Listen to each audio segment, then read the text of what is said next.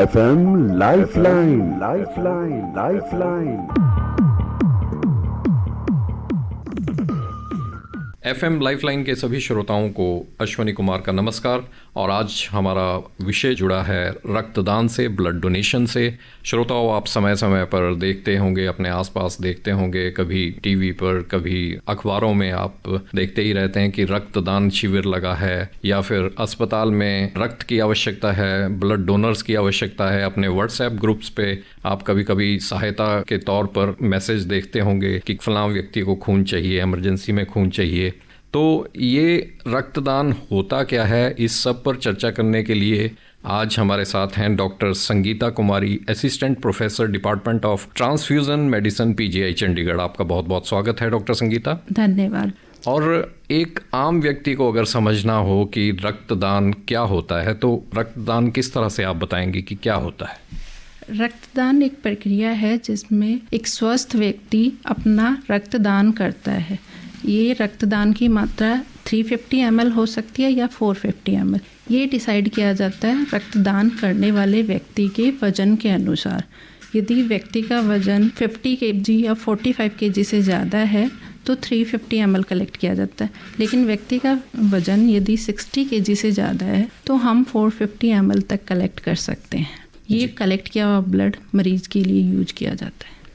और रक्तदान करने वाला जो व्यक्ति है, उसकी उम्र कितनी होनी चाहिए और उसकी सेहत किस प्रकार की, उसकी शारीरिक अवस्था होनी चाहिए? रक्तदान करने के लिए व्यक्ति को स्वस्थ महसूस करना चाहिए, किसी भी इन्फेक्शन से ग्रसित नहीं होना चाहिए, और उसकी एज 18 से लेकर 65 तक डोनेशन कर सकता है एक स्वस्थ व्यक्ति। लेकिन यदि कोई व्यक्ति पहली बार डोनेशन करना चाहता है तो वो 60 की एज तक ही डोनेशन कर सकता है। लेकिन कोई व्यक्ति नियमित रूप से लगातार डोनेशन करता आ रहा है तो वो 65 की उम्र तक डोनेशन कर सकता है। जी जी।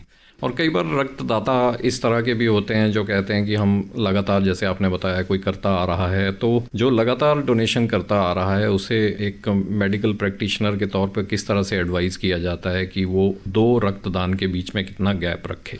रक्तदान के बीच जो गैप होता है वो पुरुष रक्तदाता के लिए 3 months होता है, that is 90 days, and for female donations it is 120 days। क्योंकि रक्तदान में एक तत्व होता है आयरन, जिसका लॉस होता है, जो कि रक्तदान के बाद पुरुष डोनर में 3 months के बाद प्री डोनेशन लेवल तक पहुंच जाता है। लेकिन फीमेल्स में प्री डोनेशन लेवल तक पहुंचने में it takes more time, around 1 year to 1.5 year। इसलिए फीमेल्स के लिए रक्तदान के बीच का अंतराल जो गैप रखा गया है वो 4 months है। जी, हमारी चर्चा जारी रहेगी। एक श्रोता ऑनलाइन है, उनसे बातचीत कर लेते हैं। FM लाइफलाइन में आपका स्वागत है। नमस्कार। नमस्कार, कौन बोल रहे हैं? मैं राकेश बात कर रहा हूँ कोटखाई से। जी राकेश जी, कोटखाई में तो ठंड होगी आजकल। हाँ जी, कोटखाई तो ठंड है। चंडीगढ़ के कार्यक्रम वहाँ भी सुनते हैं, आकाशवाणी चंडीगढ़?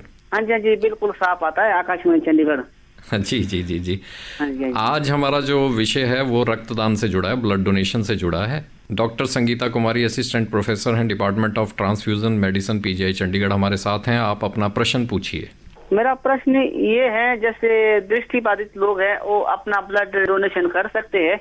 हाँ जी, जो किसी भी टाइप से विकलांग हैं वो डोनेशन कर सकते हैं। अदरवाइज जो ब्लड डोनेशन के क्राइटेरियाज हैं उनके अकॉर्डिंग वो फिट हैं, तो जैसे कि उनकी एज 18 to 65 के बीच में होनी चाहिए, वजन 45 kg से ज़्यादा, हीमोग्लोबिन 12.5 से ज़्यादा। यदि ये बाकी सब क्राइटेरिया, इन्फेक्शन से मुक्त होने चाहिए, at the time of donation बिल्कुल फिट महसूस करने चाहिए, स्वस्थ महसूस करने चाहिए, ये सब क्राइटेरिया यदि वो फिल करते हैं वो डोनेशन के लिए योग्य हैं। जी, डिफरेंटली एबल्ड जो भी है उसे कोई इस तरह की शारीरिक कमजोरी अगर नहीं है तो आराम से रक्तदान कर सकता है, ऐसी कोई समस्या की बात नहीं है। चलो जी, ठीक है, बहुत बहुत धन्यवाद, अच्छा लगा बात करके। जी धन्यवाद। तो इस कॉल से पहले हम चर्चा कर रहे थे कि किस तरह की पात्रता होती है 18 से 60, या फिर जो लगातार डोनेशन करता आ रहा है 65 साल तक भी वो अपना रक्तदान कर सकता है।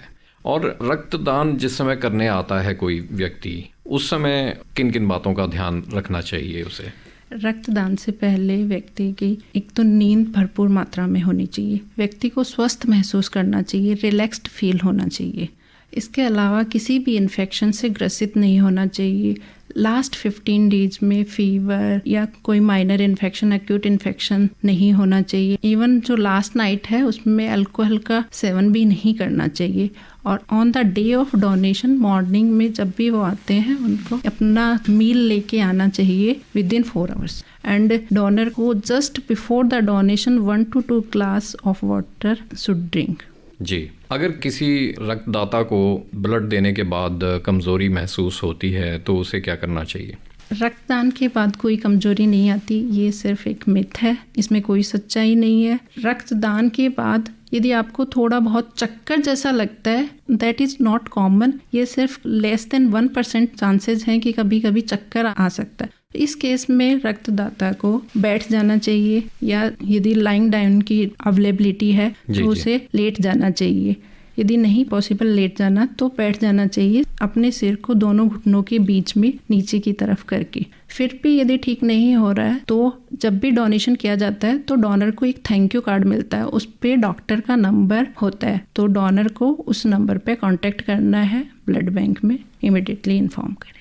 जी, केवल एक धारणा है कि ब्लड डोनेशन करने से कमज़ोरी आती है, केवल सोचना है किसी व्यक्ति का जो प्रथम समय पहली बार कभी अगर रक्तदान करता है। और कहा जाता है कि रक्तदान के फ़ायदे भी बहुत होते हैं। हाँ जी, सबसे पहले है कि व्यक्ति को सेल्फ सेटिस्फैक्शन मिलता है कि उसने एक ज़रूरतमंद व्यक्ति की सहायता की है।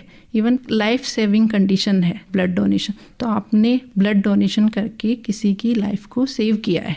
इसके अलावा आपका डोनेशन करने से आपका मिनी हेल्थ एग्जामिनेशन होता है, जिसमें जैसे कि आपका पल्स रेट एग्जामिन होता है, आपका ब्लड प्रेशर एग्जामिन होता है, आपका हीमोग्लोबिन एग्जामिन होता है। इसके अलावा ब्लड डोनेशन से एक सर्वे के अकॉर्डिंग जो नियमित रूप से ब्लड डोनेशन करते हैं उनमें हृदय संबंधित बीमारियां जैसे कि हार्ट अटैक है, स्ट्रोक है, उनके चांसेस कम होते हैं।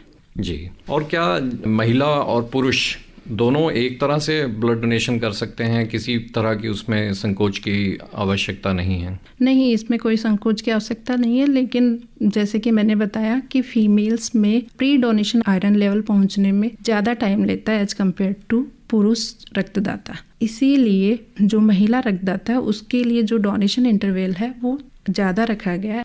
डॉक्टर संगीता, इन दोनों में क्या अंतर है? डोनेशन गैप आपने कहा अधिक रखा गया, अंतराल अधिक रखा गया, मेल के लिए कितना अंतराल है और फीमेल के लिए कितना अंतराल है? मेल के लिए यह 90 दिन है और जो फीमेल्स हैं उनके लिए 120 डेज है। तो जो वेजिटेरियन और नॉन वेजिटेरियन की बात होती है, क्या उस तरह की डाइट वाले लोगों के बीच में भी ब्लड डोनेशन का कोई तात्पर्य है, या फिर कोई भी डाइट लेने वाला व्यक्ति आराम से ब्लड डोनेशन कर सकता है? हाँ, कोई भी डाइट वाला डोनेशन आराम से कर सकता है। डोनेशन के बाद कोई भी साइड इफ़ेक्ट नहीं आता है। सिर्फ एक बहुत जो लोग नियमित रूप से लगातार डोनेशन करते हैं, साल में 3 से 4 बार, जो कि मेल हैं, जो फीमेल्स हैं जो 3 टाइम्स डोनेशन करती हैं, उनमें कभी कभी है ना आयरन की कमी लगातार लंबे टाइम तक 3-4 सालों से लगातार कर रहे हैं ऐसा, तब कभी कभी आयरन की कमी हो सकती है कि जैसा कि मैंने बताया आयरन की कमी होती है डोनेशन के बाद, जो कि 3 मंथ्स बाद प्री डोनेशन लेवल तक पहुंच जाता है। इसलिए आपको न अपनी डाइट में सिर्फ आयरन रिच जो कॉमन है, कोई स्पेशल डाइट रिक्वायरमेंट नहीं होता, सिर्फ कॉमन चीज़ें जैसे हरी पत्तीदार सब्जियां हैं, दाल है, गुड़ आप ऐड कर सकते हैं, शक्कर ऐड कर सकते हैं, ये सब आपको अपनी डाइट में ऐड करना चाहिए जो लगातार डोनेशन करते हैं। जी, और कुछ ऐसे लोग या व्यक्ति भी होते हैं जिन्हें ब्लड डोनेशन बिल्कुल नहीं करना चाहिए, या कुछ ऐसी कंडीशंस होती हैं जिसमें ब्लड डोनेशन बिल्कुल अवॉइड किया जाता है? हाँ जी, ऐसे पर्सन जिनका हाई रिस्क बिहेवियर होता है। हाई रिस्क बिहेवियर में ये ऐसे लोग आते हैं जैसे जिनका अनप्रोटेक्टेड सेक्सुअल बिहेवियर है, या कमर्शियल सेक्स वर्कर के साथ फिजिकल रिलेशन है, या समटाइम्स कुछ हेल्थ वर्कर्स में भी जैसे नीडल प्रिक इंजरी हो गया, then these are also can transmit the transfusion transmitted infections, जो कि होते हैं बहुत ही सीरियस डिजीज जैसे HIV या फिर काला पीलिया, जो कि हेपेटाइटिस B और C की वजह से होता है।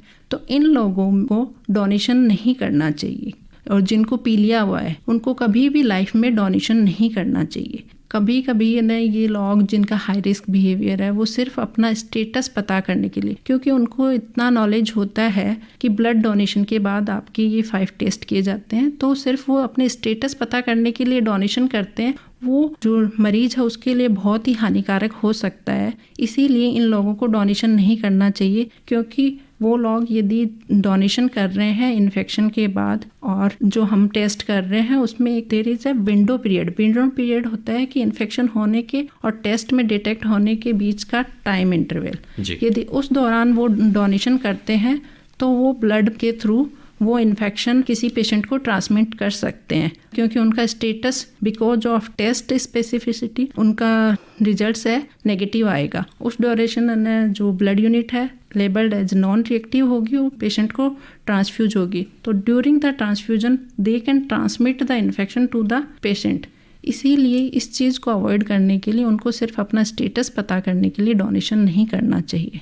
जी जी जी। इस तरह का व्यक्ति अगर डोनेशन करता है तो आप हमारे श्रोताओं को बताएं कि कितना नुकसान हो सकता है जो ब्लड रिसीवर होता है। उसको बहुत serious even life threatening condition भी हो सकती है, किसी की जान भी जा सकती है, क्योंकि यदि आप हेपेटाइटिस बी आपको इन्फेक्शन है और आपने ब्लड डोनेट किया है तो उससे पेशेंट होते हैं वो डिफरेंट टाइप के होते हैं। इम्यूनो कॉम्प्रोमाइज्ड जो कैंसर पेशेंट होते हैं इम्यूनो कॉम्प्रोमाइज्ड होते हैं। इंट्रायूटेराइन बेबी को भी ब्लड जाता है, जो कि प्रेग्नेंट वूमन का बच्चा होता है उसी को भी ब्लड जाता है। इस केसेस में उनको सीवियर डिजीज होती है। सीवियर डिजीज उनके लिए कभी कभी लाइफ थ्रेटनिंग भी हो सकती है, इसीलिए इन लोगों को डोनेशन नहीं करना चाहिए। जी जी जी। और आज हमारा जो विषय है उसका जो मेन मुद्दा है वो ये है कि प्रोत्साहित करना लोगों को, नए लोगों को, यंग लोगों को ब्लड डोनेशन की ओर उनको आकर्षित करना। तो पहले तो सुई से डर लगता है कई लोगों को, फिर लगता है कि एक थैली भरती जा रही है, उनका ब्लड निकल रहा है, पता नहीं क्या हो रहा है। तो ये पूरा प्रोसीजर होता क्या है और इससे क्यों नहीं डरना चाहिए जो नए फ्रेश टाइम करने जा रहे हैं ब्लड डोनेट?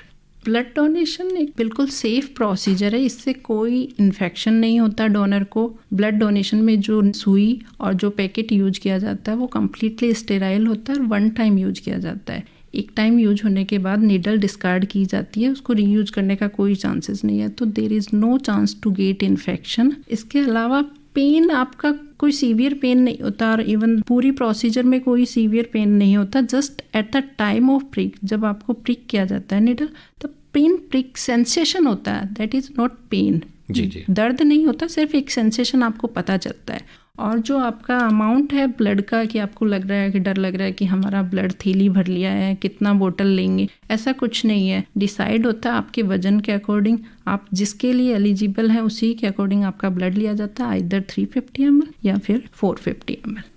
कई बार ऐसे सीजन्स आते हैं जैसे डेंगू का सीज़न आ गया, बहुत सारी आवश्यकता हो जाती है ब्लड की और स्पेशल ब्लड डोनेशन कैंप्स भी लगाए जाते हैं। तो ये जो प्लेटलेट्स होती है, एक तो ब्लड होता है, एक प्लेटलेट्स डोनेट करने की उस समय बात आती है, तो ये इन दोनों में क्या अंतर रहता है? ब्लड जो हम कलेक्ट करते हैं उससे भी हम प्लेटलेट बनाते हैं। जो भी हम एक ब्लड कलेक्ट करते हैं उस यूनिट को हम प्रोसेस करते हैं, उससे हम 1 यूनिट से समटाइम्स हम 3 कंपोनेंट्स बनाते हैं, जैसे कि एक प्लेटलेट बनाते हैं, एक प्लाज्मा होता है वो बनाते हैं, समटाइम्स 4 कंपोनेंट्स भी बनाते हैं, एक क्रायो भी होता है जो हीमोफीलिया के पेशेंट्स को रिक्वायर्ड होता है। तो जो उससे जो प्लेटलेट बनता है उसमें जो अमाउंट होती है प्लेटलेट की वो कम होती है, और जो है फिर डेंगू सीजन में बिकॉज जो है उनकी प्लेटलेट काउंट होती है वो बहुत ज़्यादा कम होती है, पेशेंट की ब्लीडिंग हो रही होती है, इसलिए उनको बहुत ज़्यादा प्लेटलेट का रिक्वायरमेंट होता है। तब एक स्पेशल प्रोसीजर होती है जिसमें कि लाइव प्लेटलेट सेपरेशन होता है। जो डोनर होता है उसका ब्लड एक मशीन में एक सर्किट लगा होता है जो कि कम्प्लीटली स्टेराइल होता है, उसके थ्रू ब्लड जाता है, सेंट्रीफ्यूज होता है और सेपरेट हो जाता है डिफरेंट कंपोनेंट्स में जी। और उसका सिर्फ प्लेटलेट है वो रिटेन करते हैं हम बैग में, बाकी जो उसका रेड सेल्स और प्लाज्मा होता है वो डोनर को रिटर्न किया जाता है। उसमें जो मात्रा कलेक्ट होती है वो जो नॉर्मल हम ब्लड लेते हैं उसकी कंपेयर में 6 टाइम्स होती है, इसलिए वो 1 यूनिट इज सफिशिएंट होती है। अदरवाइज पेशेंट को डेंगू सीजन में 6 यूनिट्स का रिक्वायरमेंट होता है। जी जी।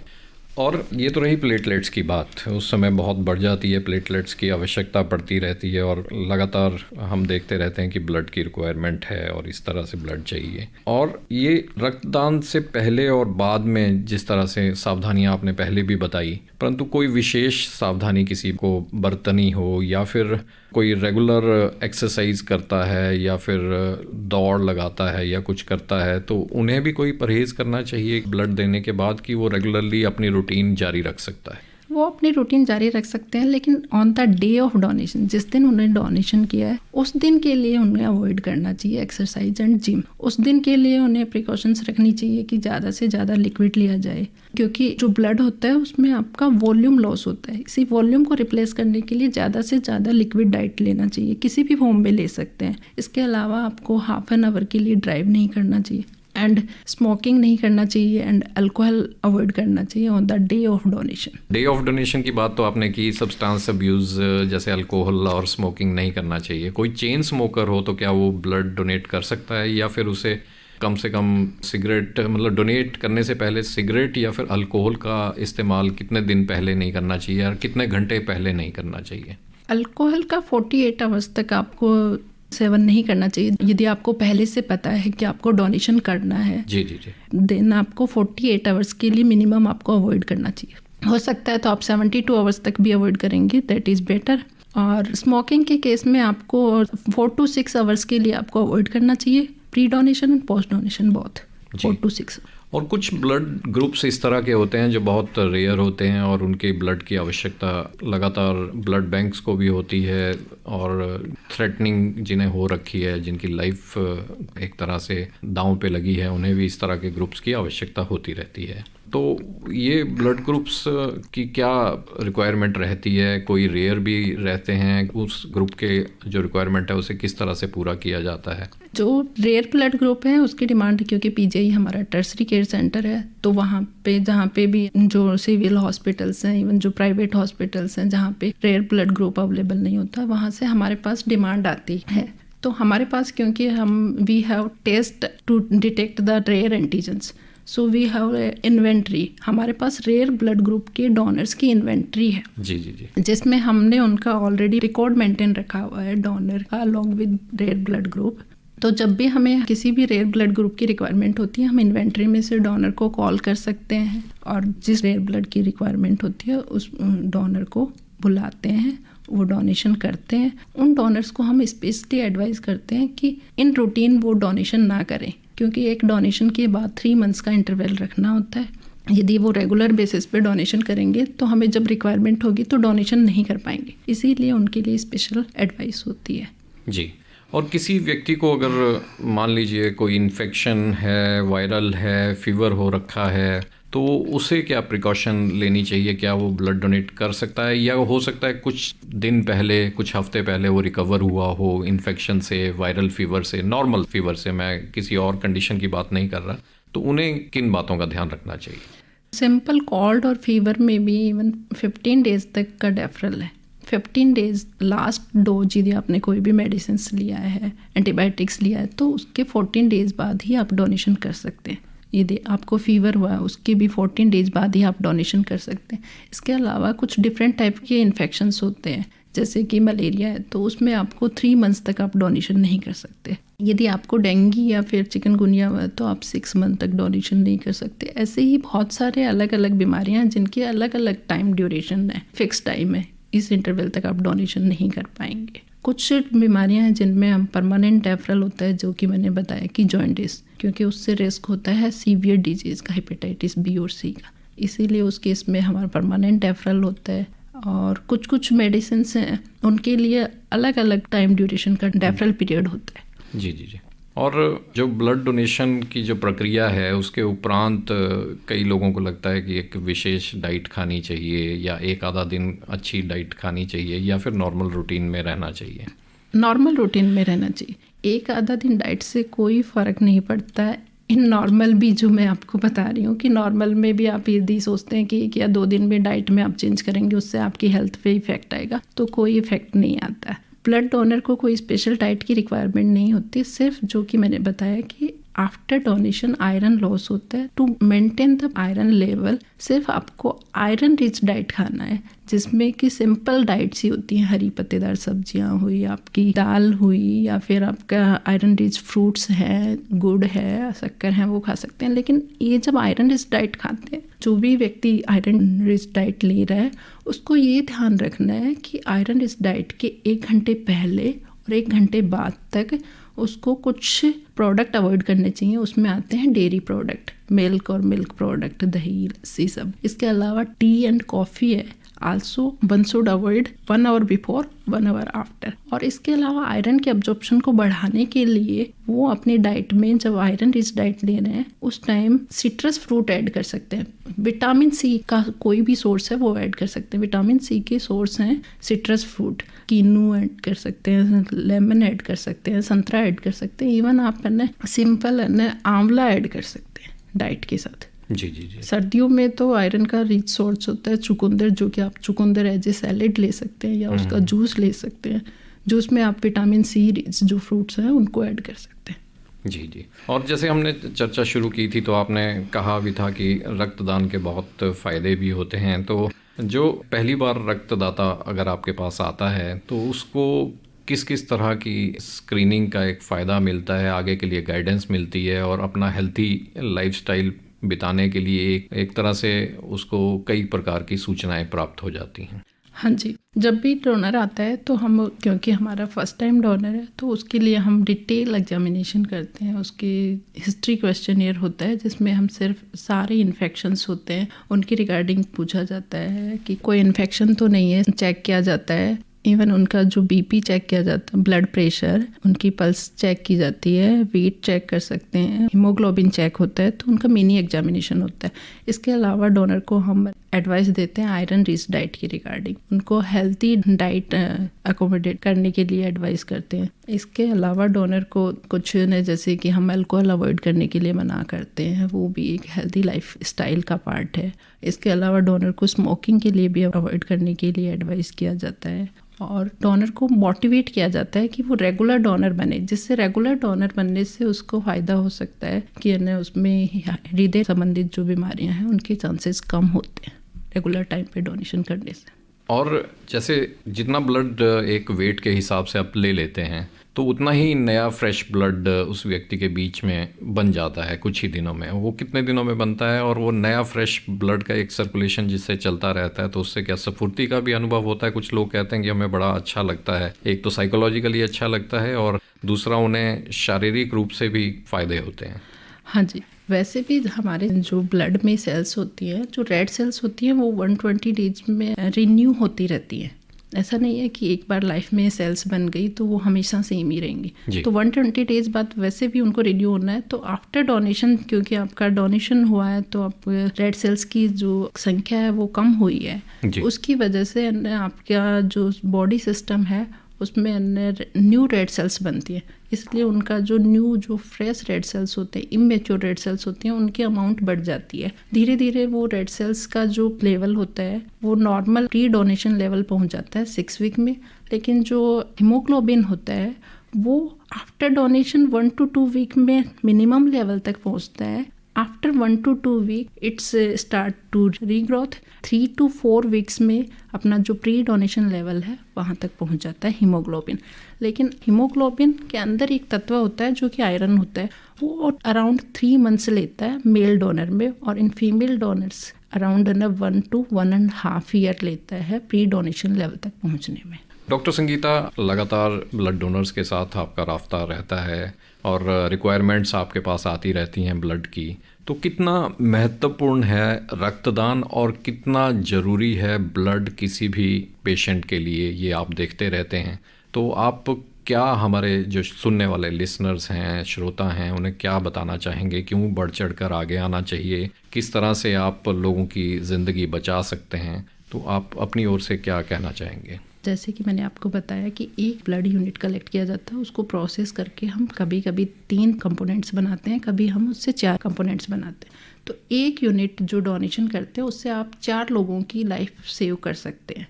इसीलिए आप लोगों को डोनेशन करना चाहिए। डोनेशन के बाद आपको सेल्फ सेटिस्फेक्शन मिलता है, क्योंकि जो भी स्वस्थ नागरिक है उसका सामाजिक कर्तव्य है कि उसको ब्लड डोनेशन करना चाहिए। क्योंकि लाइफ में हम लोगों में से 25% लोगों को या उनके किसी रिश्तेदार को ब्लड की आवश्यकता होती है, और जो स्वैच्छिक रक्तदाता होते हैं उनके द्वारा दिया गया जो खून होता है वो मरीज के लिए सबसे ज़्यादा सुरक्षित होता है। जो स्वैच्छिक रक्तदाता होते हैं वो किसी दबाव या किसी लालच में नहीं होते, इसीलिए वो at the time of screening doctor से कोई भी स्वास्थ्य रिलेटेड जो भी इंफॉर्मेशन है छुपाते नहीं है। हाँ जी। लेकिन जो न मरीज के रिश्तेदार हैं उनको खून देना पड़ रहा है क्योंकि उनके मरीज को आवश्यकता है, तो वो क्योंकि उनके ऊपर दबाव होता है कि यदि उन्होंने ब्लड डोनेशन नहीं कर पाए तो उनके मरीज को ब्लड नहीं मिलेगा। इस डर की वजह से वो कभी कभी है ना कुछ स्वास्थ्य संबंधित समस्या होती हैं जो कि छुपा लेते हैं, जो कि मरीज के लिए बहुत हानिकारक हो सकती है। जैसा कि मैंने बताया, यदि कुछ इवन सिंपल इन्फेक्शन भी है जो कि आपका सीवियर जॉन्डिस नहीं है, हेपेटाइटिस हाई रिस्क बिहेवियर भी नहीं है, सिंपल इन्फेक्शन भी है, तो वो भी है ना पेशेंट के लिए लाइफ थ्रेटनिंग हो सकता है। तो वो बातें यदि वो छुपा लेते हैं तो पेशेंट के लिए बहुत हानिकारक होता है। इसीलिए ना स्वैच्छिक रक्तदान करना चाहिए। और जो मरीज के रिश्तेदार होते हैं वो मरीज की सेवा में व्यस्त होने के कारण रात भर सो नहीं पाते हैं, आराम नहीं कर पाते, इसलिए वो ब्लड डोनेशन के लिए फिट भी नहीं होते हैं। और हमारे पास है ना पीजीआई में जो पेशेंट होते हैं वो डिफरेंट स्टेट से आते हैं, जम्मू कश्मीर से आते हैं, हिमाचल से आते हैं, हरियाणा से, पंजाब से, यूपी से। उनके लिए डोनर अरेंज करना बहुत मुश्किल होता है, इतनी दूर से डोनर बुलाना। कभी कभी वो डोनर बुला भी लेते हैं, जैसे किसी प्लांट केस में, इमरजेंसी में तो पॉसिबल ही नहीं है उनके लिए। लेकिन यदि प्लांट केस में उन्होंने बुला भी लिया तो जैसे कि मैंने कुछ रीजंस बताए, तो उन मेडिकल रीजंस की वजह से कभी कभी वो डोनर डेफर भी हो जाते हैं, तो वो बहुत ही निराशाजनक होता है और मरीज के रिश्तेदार के लिए बहुत ही असुविधाजनक होता है। तो इन सब को अवॉइड करने के लिए पीजीआई का हमारा जो 80% कलेक्शन है वो वॉलंटरी कलेक्शन है, ताकि हम जो मरीज है, मरीज के रिश्तेदार हैं, उनको ब्लड बिना किसी असुविधा के दे पाएँ। लेकिन फिर भी हमारा टारगेट है कि हम 100% स्वैच्छिक रक्तदान करें, जिससे कि हम हर किसी मरीज को बिना किसी असुविधा के रक्त प्रदान कर पाएँ, उनको ब्लड से रिलेटेड कोई भी असुविधा ना हो। जी, तो PGI department of transfusion medicine का ये लक्ष्य है और हम आशा करते हैं कि हमारे लिसनर्स भी ये सुन रहे होंगे और आगे बढ़ चढ़कर जो नए रक्तदाता हैं वो बढ़ चढ़कर हिस्सा लेंगे। वॉलंटरी ब्लड डोनेशन कैंप कभी भी लगेगा या वो पीजीआई जाकर भी कभी भी रक्तदान कर सकते हैं। तो आप ये थोड़ा सा संक्षिप्त में बता दें कि पीजीआई में कहाँ पर जाकर रक्तदान करना हो। वैसे तो जो रेगुलर डोनर्स हैं उन्हें तो मालूम है, अगर कोई नया लिसनर सुन रहा है तो वो कहाँ जाके रक्तदान कर सकता है? पीजीआई में हमारा ब्लड डोनेशन सेंटर है, ट्रॉमा सेंटर में, रूम नंबर 107। वहाँ पे आके आप डोनेशन कर सकते हैं। रूटीन डेज में इसका टाइमिंग होता है 9 to 5, पर sometimes in dengue seasons we extend time up to 8 o'clock, up to 9 o'clock। तो मोस्टली 9 to 5 होता है। और before you want to come you can inquire on the number 5485। PGI का नंबर, PGI number blood centre number है। यदि आप आना चाहते हैं टाइमिंग के रिलेटेड या कोई भी इंक्वायरी है, you can inquire on that number. जी। Doctor Sangeeta Kumari, assistant professor department of transfusion medicine PGI Chandigarh, आज आप अपना बहुमूल्य समय निकालकर हमारे एफएम लाइफलाइन कार्यक्रम में आए और ब्लड डोनेशन के बारे में आपने बहुत ही महत्वपूर्ण जानकारी विस्तार से हमारे साथ साझा की, हमारे श्रोताओं के साथ साझा की। इसके लिए आपका बहुत बहुत धन्यवाद। Thank you. इसी के साथ एफएम लाइफलाइन कार्यक्रम यहीं पर समाप्त होता है। आज के कार्यक्रम को रिकॉर्ड करवाने में तकनीकी सहयोग रहा अरुण बावा का, और अब अश्विनी कुमार को आज्ञा दें। नमस्कार। FM lifeline, lifeline, lifeline.